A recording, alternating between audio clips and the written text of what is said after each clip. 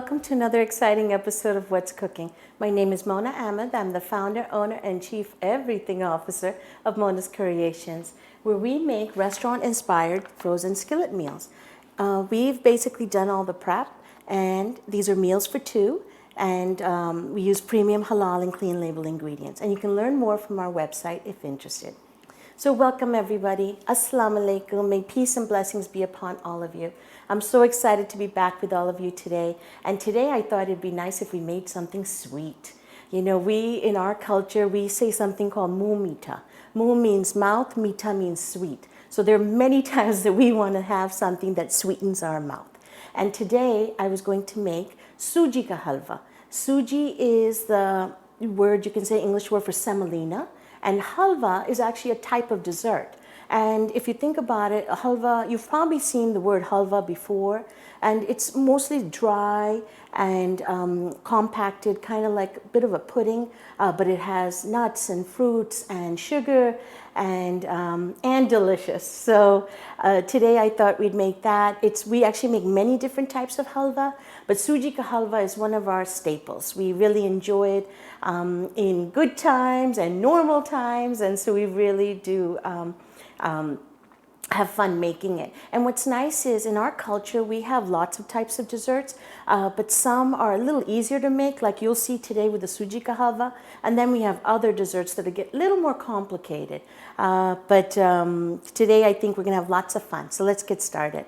So we're going to be working with 9 ingredients today. We'll be using a cup of Sooji. So as I mentioned, Sooji is semolina, and it's wheat-based, basically like durum wheat. It's actually kind of the wheat that they use for pasta because it's a heartier wheat. When we cook it, it'll look a little like polenta, but that's corn-based. And I will say that ideally when we make Sooji ka halwa, we do want semolina. But let's say you don't have semolina, you can also use cream of wheat or farina. It's not a bad substitute. But ideally, if you can have semolina, it works best. We're also going to be using 1.5 cups of sugar. And so the ratio, as you can see, we're using 1 cup of Sooji and 1.5 cups of sugar. Again, sugar is something that if you'd like, you can use more of or less of. It's really up to you. And but I'll be using 1.5 cups today. I'm also going to be using 1/2 cup of ghee. Now, ghee actually is like clarified butter. And if you look at it, you know, ghee actually, it looks like butter. And there's also a little liquid form, and then it's also clumpy. It's very actually easy to even make at home. You just take regular butter and simmer it, and then that gives the opportunity for the water to evaporate and for the milk solids to evaporate. And then they strain it, and that's what produces the ghee. So they actually say that ghee is really lactose free. And they also say that, you know, instead of butter, like studies have come out where instead of butter, it's a little more heart friendly because it has omega-3s and the characteristics of that. And so we do enjoy using ghee, and it has a very high cooking point. It goes up to almost 500 degrees. So you really can use it for a lot of things. And what's nice about ghee is that you can also put it in the refrigerator if you'd like, or you can even leave it on the countertop. It's fine, that's it. But you'll notice that it has this consistency, the color, and it has a very nice, rich, buttery taste. We're also going to be using 2 cups of water. Now, I'm using water to make it more of a, you can say, vegan-friendly, plant-friendly. But if you'd like, instead of the water, you can also use milk. You can use coconut milk to make it a little more rich. But you'll see as we go through the ingredients, our halwa is going to be nice and rich, even just with the water. And it does its job. Then we're going to be working with with halwas, you want to also add the fruits and the nuts. And of course, if you have a nut allergy, you don't need to add the nuts. But I love nuts in my dessert. And so I am taking a little more of a handful of almonds. I love almonds. These are just regular almonds. They're unsalted. And what I'm going to do is I'm going to chop them up a little bit. You don't have to, but if you chop them up a little, it makes it a little easier when you eat it in the dish. You know, I was in the market recently and I came across green almonds. I mean, such a beautiful. So this is really when they're harvested before they get brown, and because and it's shelled. And these really come out only for a short period of time in the springtime, because then they harden later to make the shell. But when you open it up, it actually has a jelly-like substance inside, and you actually kind of eat it like a snack. If you'd like, you can add a little bit of salt to it or sugar, but really you can also just eat it like that. And it's very fuzzy, and it has like you could say a tart green apple taste. But we won't be putting that in the dish. I just wanted to show you that because I'd seen it. Also, we're using pistachios. I love pistachios. This is also about a handful, and we're going to chop these up. Another thing, I'm going to use my dried fruit. I'm using coconut. You can actually, again, this is about maybe half a cup of coconut, sliced coconut. You can use dates, you can use apricots, you can use raisins, whatever type of dry fruits that you like, you can put in your halwa. I'm also using, let me show you, saffron. Saffron is actually one of the most expensive spices in the world. These are strands, and you can see them. Just show. These strands are very hard to harvest. They're a very delicate flower, and I actually took a picture of the flower. Let me just put this on the side. It's actually called a saffron crocus, if I pronounced it correctly. And you need 70,000 of these flowers to get the strands of saffron that you need for 1 pound of saffron. And you see these red, they're called stigmas. It's these red stigmas that are attached to one stick, and that is what is harvested.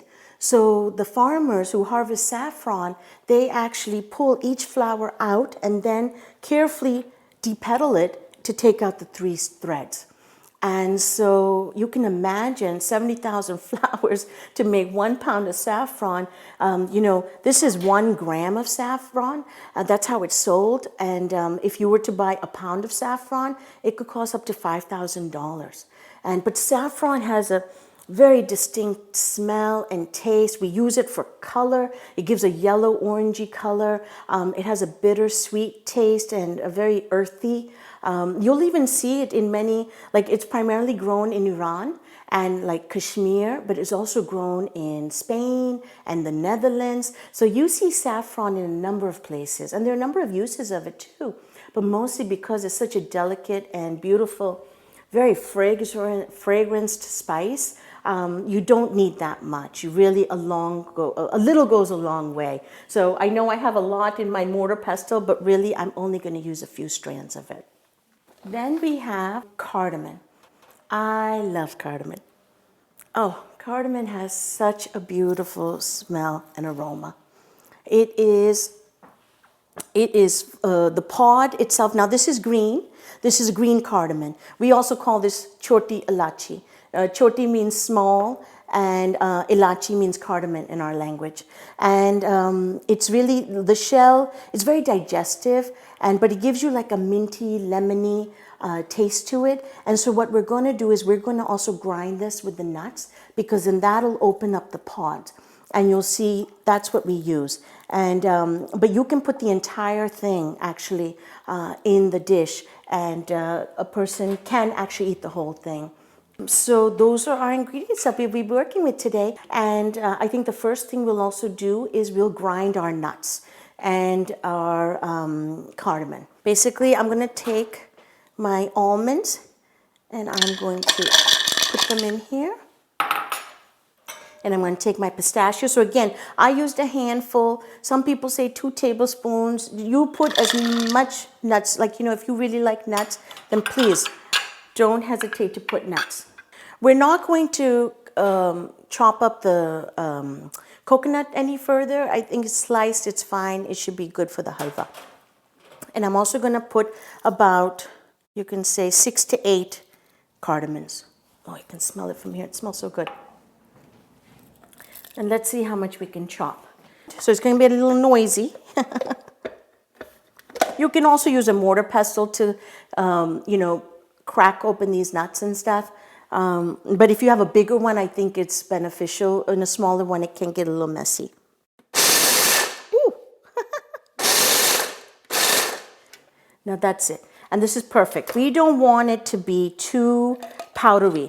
You know, I like the consistency of these nuts. Let me put them in a bowl. And you can see we mixed it. So some of it is powdery, you can see, and other of it, as you can see, is just chopped, and so it's nice. It's all kind of blended. But really, this is our nice mix that we'll be using. Now, the way this dish works is I am putting, we'll be working with 2 pots simultaneously. One pot will have our semolina, our Sooji, that we will be kind of dry roasting.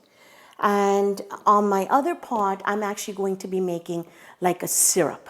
And the reason why I have the Sooji pot in the back is because when I will combine the syrup into the dry roasted Sooji, there is sometimes some splatter. And so please always be safe when you're in the kitchen. And if you feel that this may work better for you, please do so. Because if I put it here and I put the syrup here, I may have a closer chance of splattering. So, okay, so let's start with our Sooji. I'm going to put on the heat, and we'll do more so around medium to high heat. I think I got that. And I'm going to put my 1 cup of Sooji. And it's dry roasted. Okay, so basically we're not putting anything in it, but what we want is that this yellow color, creamy golden yellow color, we want it to just toast a little bit. And you'll be able to tell that it's toasting by the smell of it. But it does take about 5 to 8 minutes to get to that stage. So we're gonna have this, and I'm just gonna let this toast. And then let's put it on our stove here. This one will also be about a medium to high.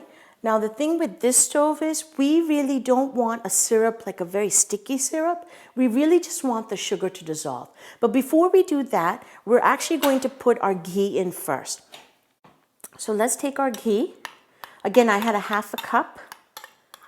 I'm gonna put all of it in, and you'll see the texture of the ghee changing. It's going to liquefy because it's touching the heat. And I just want to kind of toast the nuts. So my almonds, my pistachios, and my cardamom. I'm just going to put it in as soon as you can see, the ghee is starting to melt to its liquid state. And so I'm just going to toast it for just saute it for not even a minute, just so that it kind of maintains its crunchy nature. And I won't use all of it because afterwards I will use it also to garnish. So with this, as this is melting, I am going to just check on my semolina, my Sooji. And right now, it's starting, I feel the heat is starting to, I can start smelling the change in the scent of the Sooji. Okay, this is also starting to melt. And as you can see, this serves as our... Now you can also use oil. If you'd like, instead of ghee, you can always use olive oil or whatever oil you have on hand to make halwa. And so you don't have to feel that you have to use only ghee. So you can also use oil if you'd like. Okay, so as you can tell, the ghee is completely melted, and we're going to use most of these nuts. Okay.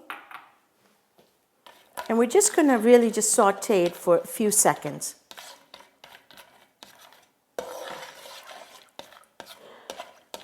And as we do that, again, we want to keep an eye on our Sooji. You want to keep turning it so that it doesn't burn.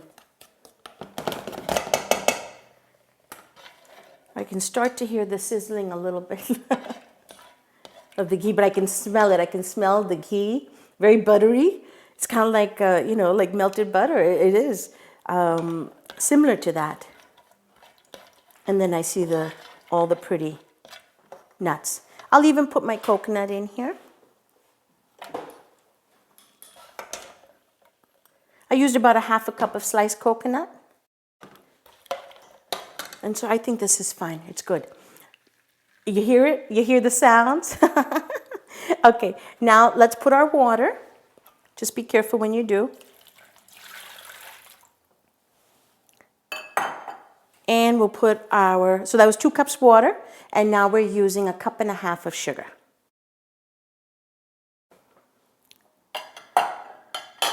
And our goal here is, again, not to make like a very thick syrup. It's really just to let the sugar dissolve. And so this doesn't take very long, but it does take a few minutes.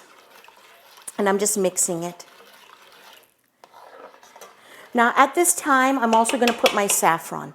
Now saffron, ideally, you want to, submerge it in some warm water to help it to release its color. Now since we are going to put in this pot, which is already, the water's going to be warm and everything, I'm just going to just put it in here. I'm just taking a few strands, like a pinch, as you can see, and I'm going to put it, and I'm just going to crumble it a little bit.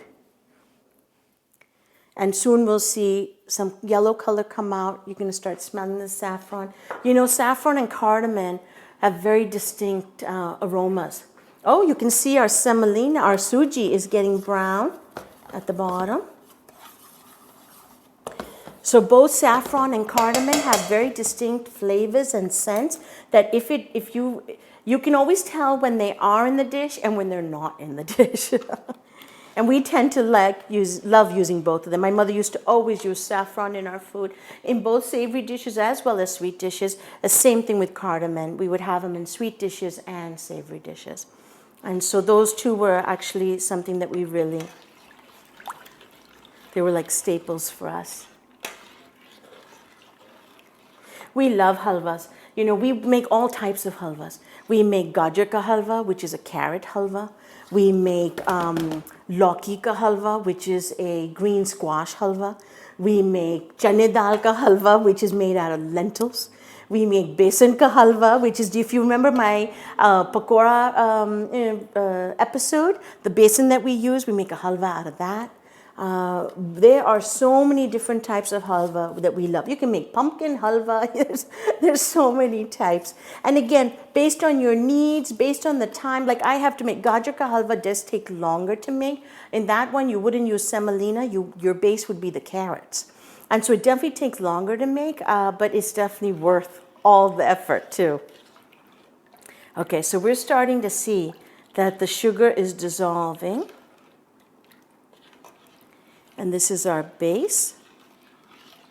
So as you can see, not too many, it's not very, not too many ingredients. And again, it's up to you what you want to put. You can get very creative with your halwa. Now right here, you can tell that the Sooji is really, like, you can start smelling that it's toasting. The color is changing slightly also. And this is helping it. Okay, as I mentioned, yes, we have a different variety of desserts in our culture, and we really, and there are different ones that you have, and there's special ones that you eat on special occasions, and others that you can just eat anytime, and so a little goes a long way. You don't have to have too much. You just want maybe a teaspoon or something, and you can enjoy it. Okay, so you see that it's getting brown? Okay, perfect.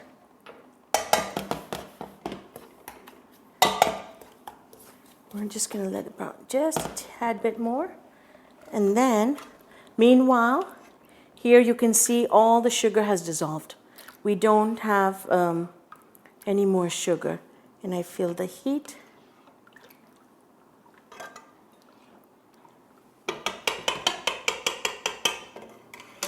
So we just, okay, I think this is good. You'll see that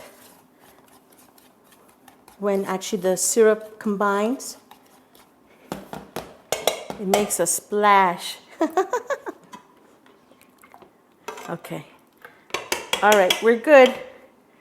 Time for some action. I'm going to shut the stove for the syrup, and I'm going to put it in here. Okay. So as you can see, it can splatter. And so you just want to be careful of that. You try to get everything, and you mix it. And so very quickly, it starts expanding and forming. And you don't need it to be very solid. We're actually going to have it to be a little liquidy. So I'm just going to take this, make sure I have everything.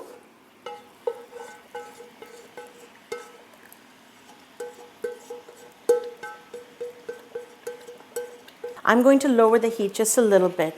And it's good to just kind of stay back a little bit. But this is almost done. And you can see the consistency. It's like that. Because what happens is the halwa actually starts to harden a little bit. I love halwa when it's warm. So you can always just reheat it if you need to. But this is it. Guys, we just made some Sooji ka halwa. Yay! All right, let's dish this. I'm going to close the stove, and I'm going to move it away from the stove. All right, so as you can see, the consistency, it's not very, it's still smooth. But it is done. All right. And basically, you just scoop it out.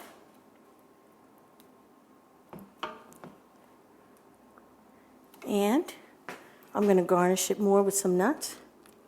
And there you go.